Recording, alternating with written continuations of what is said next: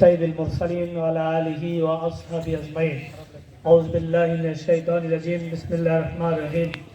كل نفس ذائقة الموت وإنما توفون أجوركم يوم القيامة ومن زحزح عن النار وادخل الجنة فقد فاز وما حياة الدنيا إلا متاع الغرور. আইহাই Jamaat Islami আইহাই union কর্তৃক আয়োজিত আজকে আমাদের প্রিয় ভাই রশিদুল হাসান ভাইয়ের স্মরণ সভা এবং কর্মী সম্মেলন ইফতার মাহফিলের সম্মানিত সভাপতি, মঞ্চে উপবিষ্ট নেতৃবৃন্দ, আমার কলিজার টুকরা ভাই এবং বাপতুল্য চাচা এবং বাবারা, আসসালামু আলাইকুম ওয়া রাহমাতুল্লাহি ওয়া বারাকাতুহু। প্রিয় ভাইয়েরা, আল্লাহ সুবহানাহু ওয়া তাআলা বলেছেন যে প্রত্যেকটি আত্মা তার মৃত্যুর স্বাদ গ্রহণ করবে, তবে এটি শেষ নয়। দুনিয়ার কর্মকাণ্ডের বিনিময়ে তাকে প্রতিফল দেওয়া হবে আখিরাতে। যে ব্যক্তি দোজখের আযাব থেকে পরিত্রাণ পাবে, জান্নাতে যাওয়ার সৌভাগ্য লাভ করবে, সেই সফল। আমাদের রশিদুল ভাই চলে গেছেন, কিন্তু তিনি অনেক কিছু রেখে গেছেন আমাদের জন্য। এই উম্মার মধ্যে সবচেয়ে বেশি সওয়াবের অধিকারী হবে আবু বকর রাদিয়াল্লাহু আনহু। আল্লাহ রাসূল বললেন যে আবু বকর রাদিয়াল্লাহু আনহু সবচেয়ে বেশি সওয়াবের অধিকারী এজন্যই হবে যে তিনি সবচেয়ে বেশি দাওয়াতি কাজ করেছিলেন এবং সবচেয়ে বেশি মুসলমান ইসলামের দলে মানুষকে নিয়ে এসেছিলেন। এই মানুষগুলো তার প্রজন্মের পর প্রজন্ম, প্রজন্মের পর প্রজন্ম, কিয়ামত পর্যন্ত যত ভালো কাজ করবে সমস্ত সওয়াব আবু বকর রাদিয়াল্লাহু আনহুর রুহে পৌঁছানো হবে। ঠিক আমাদের রশিদুল ভাই এই ইউনিয়নে অনেক ভালো কাজ করে গেছেন, যার সাদকায়ে জারিয়া তিনি পাবেন। আল্লাহ রাসূল বলেছেন, ইজা মাতাল ইনসান ইনকাতা আমালুহু ইল্লা সালাস, যে মানুষ যখন মারা যাবে তার সমস্ত কাজ বন্ধ হয়ে যাবে, তিনটি কাজ জারি থাকবে। একটা হলো সাদকায়ে জারিয়া, তিনি এই সাদকায়ে জারিয়া করে গেছেন, দাওয়াতি কাজ করে গেছেন। 2 নম্বর হচ্ছে যে আল ইলমুল ইয়ান্তাফিউ, যে উপকারী জ্ঞান, তিনি উপকারী জ্ঞানও দিয়েছেন। তিনি টিচার ছিলেন এবং তিনি মসজিদে খুতবা দিতেন, মানুষকে দিনের দিকে আহ্বান জানাতেন। আর তৃতীয়টি হচ্ছে ওয়ালাদুন সালিহুন ইয়াদউ লাহু, যে নেক সন্তান, যে সন্তান তার জন্য দোয়া করবে। এই 3টি কাজ যে ব্যক্তি রেখে যেতে পারবে পৃথিবীতে, সেই হচ্ছে সফল। আমাদের রশিদুল ভাই এই 3টি কাজ ইনশাআল্লাহ করে গেছেন। আমরা তার রুহের মাগফিরাত কামনা করছি। আল্লাহ যেন তার ভালো কাজের সাদকায়ে জারিয়া হিসেবে যেন আল্লাহ তা কিয়ামত পর্যন্ত তার কবরে এটি দেন। প্রিয় ভাইয়েরা, রমজান মাসের বিষয়ে আমি, যেহেতু আমাদের কর্মী সম্মেলন, আমাদের কর্মী ভাইদের বিষয়ে আমি কিছু কথা বলতে চাই। সেটি হলো, এই রমজান মাস আল্লাহ আমাদেরকে তাকওয়ার জন্য দিয়েছে, আমরা যেন তাকওয়া অর্জন করি। তাকওয়ার অনেকগুলো ব্যাখ্যা হাদিসে আসছে। মূল কথা হলো ফরজ কাজ, ওয়াজিব কাজ যথাযথভাবে পালন করা আর হারাম থেকে বিরত থাকা। এইটা যদি কারো মধ্যে না থাকে, সে যতই আল্লাহর ওলি হওয়া দাবি করুক না কেন, সে আসলে আল্লাহর ওলি নয়। আমরা নামাজ, রোজা, হজ, যাকাত সবই করছি, কিন্তু এই যে আমাদের কাছে বাইতুল মাল থাকে, সংগঠনের বাইতুল মাল থাকে, এই বাইতুল মালের একটা টাকা যদি আমরা চুরি করি, আমরা কি মুত্তাকি হব? আমরা কি জান্নাতে যেতে পারবো? অনেকে বলতে পারেন 1 টাকা চুরি করছি, অসুবিধা কি? আল্লাহ রাসূল সাল্লাল্লাহু আলাইহি সাল্লামের সময় আল্লাহ রাসূলের বাড়িতে চাকরি করতেন, কাজ করতেন, আল্লাহ রাসূলের সাথে সাথে থাকতেন একজন সাহাবী। এই সাহাবী তীরবিদ্ধ হয়ে সে শাহাদাত বরণ করে। সাহাবারা বললেন, কত না সৌভাগ্য যে সে আল্লাহ রাসূলের খাদেম, আর তীরবিদ্ধ হয়ে, কাফেরের তীরবিদ্ধ হয়ে সে শহীদ হয়েছে।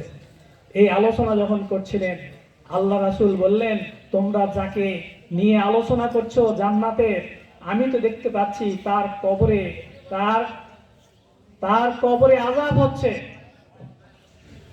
সাহাবারা অবাক হয়ে গেলেন, বললেন হে আল্লাহ রাসূল, কি বলেন? আল্লাহ রাসূল বললেন, সে জীবিত থাকা অবস্থায় তাকে আমরা পাহারাদার নিযুক্ত করেছিলাম গনিমতের সম্পদ রক্ষা, সেখান থেকে সে একটা কম্বল চুরি করেছিল, আর সেই কম্বল আগুনের কম্বল হয়ে আজকে তাকে আযাব দিচ্ছে। প্রিয় ভাইরা, আমরা যেন মনে না করে নেই যে আমরা ইসলামী আন্দোলন করি, নামাজ পড়ি, রোজা করি, সম্পদের এই বাইতুল মালের টাকা যদি এদিক ওদিক হয় অসুবিধা নাই, কিন্তু ধরবেন আল্লাহ। অর্থনৈতিক স্বচ্ছতা না থাকলে পরিবার ধ্বংস হয়ে যাবে। সেটি সেটি আপনার সংগঠনের টাকা হোক, আপনার প্রতিষ্ঠানের টাকা হোক, মসজিদ কমিটির টাকা হোক, যেই টাকা হোক না কেন, এই যদি স্বচ্ছতা না থাকে, এই টাকা যদি অবৈধভাবে আমার পকেটে ঢোকে, আপনি নিশ্চিত থাকেন আপনার সন্তান বখাটে হবে, আপনার সন্তান আপনাকে কষ্ট দেবে, আপনার স্ত্রী আপনাকে কষ্ট দেবে। প্রিয় ভাইরা, আজকে রমজান মাস এসেছে আমাদেরকে পরিশুদ্ধির জন্য। রমজান মাসে মাত্র 313 জন সাহাবী বদরের যুদ্ধে তারা জয়লাভ করেছিলেন 1000 কাফেরের সুসজ্জিত কাফেরদের বিরুদ্ধে। কি কারণ? শুধু তাকওয়া ছিল তাদের মধ্যে।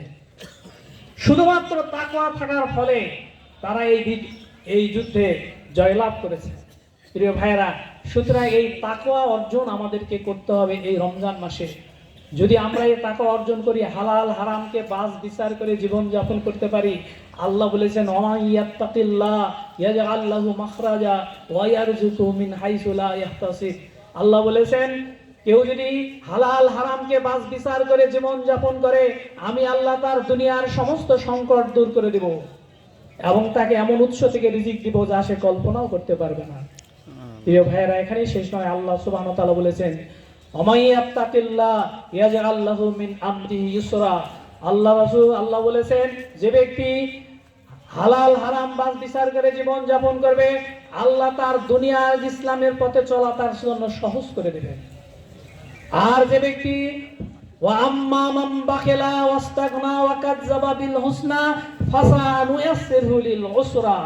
আল্লাহ বলেছেন, যে বকিলি করবে, দান খয়রাত করবে না, আর বেপরোয়া জীবন যাপন করবে, তাকওয়ার জীবনের বিপরীত বেপরোয়া জীবন যাপন করবে, আমি আল্লাহ তার ইসলামের পথে চলাটা আমি তার জন্য বড় কঠিন করে দেব। সুতরাং এই তাকওয়ার মাস, এই তাকওয়া আমাদেরকে অর্জন করতে হবে। প্রিয় হবে, হারাম বর্জন করতে হবে। যে কোনো পাপের শাস্তি দুনিয়াতেই হবে, আখিরাতে তো হবেই। আল্লাহ বলেছেন ওয়ালা নাজিকান্নাহুম মিন আযাবিল আদনা দুনা মিন আযাবিল আকবার। আল্লাহ বলেছেন যে আমি তোমাদের পাপের শাস্তি এই দুনিয়াতেই দিব ছোট করে, আর বড় শাস্তি দিব আখিরাতে। সুতরাং পাপ কাজ করার সাথে সাথে সেজদাতে ওঠার সক্ষমতা আল্লাহ নষ্ট করে দেবেন। শুধু তাই নয়, পাপ কাজ করার সাথে সাথে পরিবারে অশান্তি আসবে। ইমাম আল-গাজ্জালি বলেছেন যে যখন মানুষ পাপ কাজ করে, তার কর্মচারীরা তার কথা শোনে না, তাকে শ্রদ্ধা করে না, আল্লাহর আযাব নাজিল হয়। সুতরাং এই রমজান মাস এসেছে, আমাদেরকে পাপ মুক্ত হতে হবে। আমাদের রব আমাদের দিকে চেয়ে আছেন। আল্লাহ ইচ্ছা নেই, আল্লাহ বলছেন মা ইয়াফআলুল্লাহু বিআযাবিকুম ওয়া ইন শাকারতুম ওয়া ইন আমানতুম। আল্লাহ বলেছেন, আমি আল্লাহ তোমাদেরকে শাস্তি দিয়ে আমার কি লাভ? আমি তো তোমাদেরকে কষ্ট দিতে চাই না, আমি তো তোমাদেরকে কষ্ট দেওয়ার জন্য সৃষ্টি করিনি। কিন্তু তোমরা যদি কৃতজ্ঞ হও, তোমরা যদি ঈমানদার হও, আমি আল্লাহ তোমাদের সমস্ত কষ্ট দূর করে দেব। সুতরাং কষ্ট যখন আসবে জীবনে, বিপদ মুসিবত যখন আসবে, সাথে সাথে আল্লাহর কাছে ফিরে যেতে হবে। আমরা মনে করি না আমাদের আল্লাহ যে আমাদেরকে এত বেশি ভালোবাসেন, সেটি আমরা কল্পনাও করতে পারছি না। আল্লামা ইকবাল বলেছেন যে আল্লাহ দুহাত বেড়ে, আল্লাহ বলেন যে আমি তো দেওয়ার জন্য শুধু দুহাত বেড়ে আছি, কিন্তু তোমরা তো নেওয়ার কেউ নাই, তোমরা নেওয়ার কেউ নাই, কিন্তু আমি তো দেওয়ার জন্য দাতা হয়ে তো আমি আল্লাহ আছি।